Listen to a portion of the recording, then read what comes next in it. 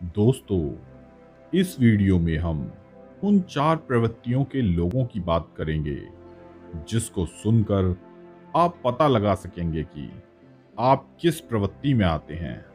किसी एक व्यक्ति के निर्माण में एक नियम काम करता है, तो जरूरी नहीं है कि वही नियम सब में फिट आए।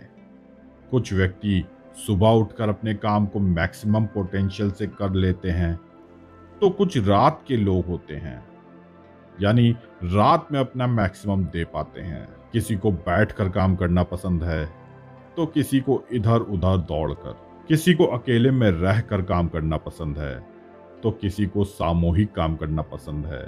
द फोर टेंडेंसी के लेखक बताते हैं, जब मैंने लोगों से उनके नए साल के संकल्पों के बारे में बात की, तो उन्होंने कुछ ऐसे जवाब दिए। यदि यह हमारे लिए उपयोगी है तो मैं एक संकल्प रखूंगा, लेकिन मैं नए साल के दिन से शुरू नहीं करूंगा। 1 जनवरी की तो सब कुछ छूट रहती है। कुछ लोगों ने कहा कि मैं नए साल का संकल्प नहीं बनाता क्योंकि मैं उसका प्रबंधन नहीं कर पाता। तो किसी ने कहा मैं संकल्प नहीं करता क्योंकि मुझे खुद को बांधना पसंद नहीं है। एक्चुअल में हम 2 प्रकार की अपेक्षाओं का सामना करते हैं। बाहरी अपेक्षाएं, इसमें बाहरी लोग हमसे अपेक्षा रखते हैं कि कार्य को समय सीमा में पूरा कर लिया जाए। दूसरा, आंतरिक अपेक्षाएं, जो हम स्वयं से रखते हैं, जैसे नए साल का संकल्प। तो बाहरी और आंतरिक अपेक्षा के आधार पर व्यक्ति इन 4 अलग अलग प्रकारों में से एक प्रकार का होता है। पहला, अपहोल्डर यानी उपधारक। यह बाहरी अपेक्षाओं और आंतरिक अपेक्षाओं दोनों को पूरा करते हैं।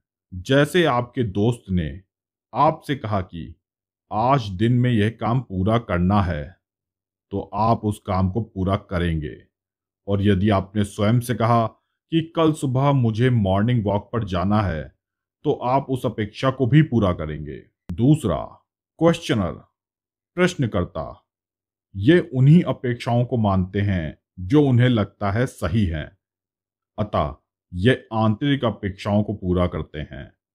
जैसे इनकी किसी साथी ने कहा कि आज शाम को इस काम के लिए चलना है, तो ये काम तब तक नहीं करेंगे जब तक इनका मन नहीं कहेगा।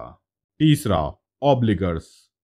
यह बाहरी अपेक्षाओं पर तुरंत प्रतिक्रिया देते हैं, लेकिन आंतरिक अपेक्षाओं को पूरा करने के लिए संघर्ष करते हैं। जैसे आपको पता है कि सुबह टहलना और एक्सरसाइज करना आपके लिए बहुत ज़रूरी है, फिर भी ये इसको करने के लिए घर से निकलने में हिचकते हैं और इंतज़ार करते हैं किसी समूह का। चौथा, रेबल, विद्रोही। यह बाहरी और भीतरी सभी अपेक्षाओं का विरोध करते हैं। आप इसे ऐसे समझिए कि यदि कोई बॉस अपने कर्मचारी से एक फाइल लाने को कहता है, तो अप होल्डर्स क्या कहेंगे? वह फाइल मैंने आपकी टेबल पर पहले ही रख दी है। क्वेश्चनर क्या कहेंगे? आपको उस फाइल की अभी आवश्यकता है। ऑब्लिगर क्या कहेंगे? यह फाइल बॉस की टेबल पर रख आओ। और रेबल क्या कहेंगे?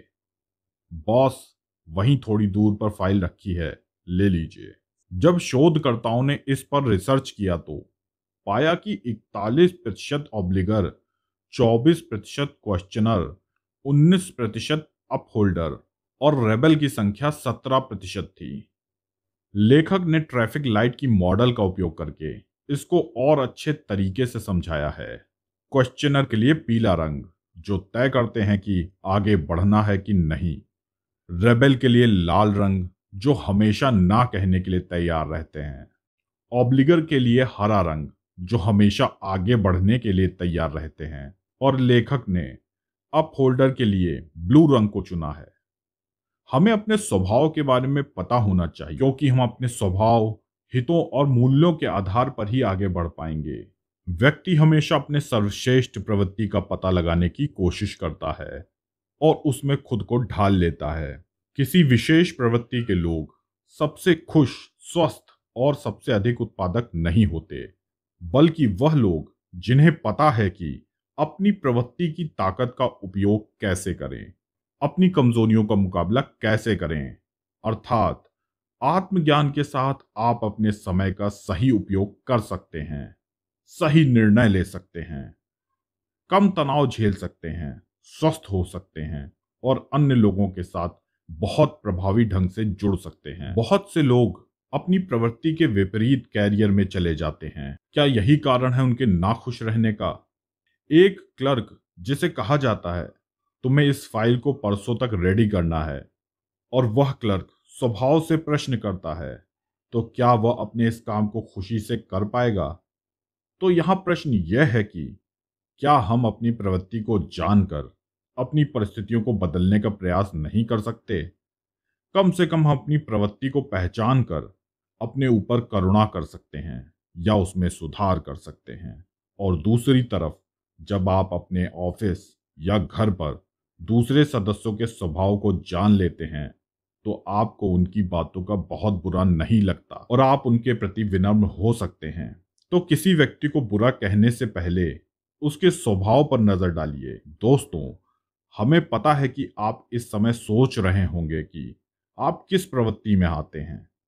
आप किसी भी प्रवृत्ति में आते हों, मुद्दा यह है कि प्रयास द्वारा आप हमेशा अपने आप को अपग्रेड करना चाहते हैं। बहुत से लोग जिंदगी भर अपने स्वभाव से लड़ते हैं, पर हम अपनी ताकत पर ध्यान देकर अपनी कमजोरियों पर विजय प्राप्त कर सकते हैं। यही तो मानव क्षमता है। तो दोस्तों, जिंदगी के और भी गुण रहस्यों के साथ मिलेंगे नेक्स्ट वीडियो में। तब तक के लिए धन्यवाद। जय हिंद।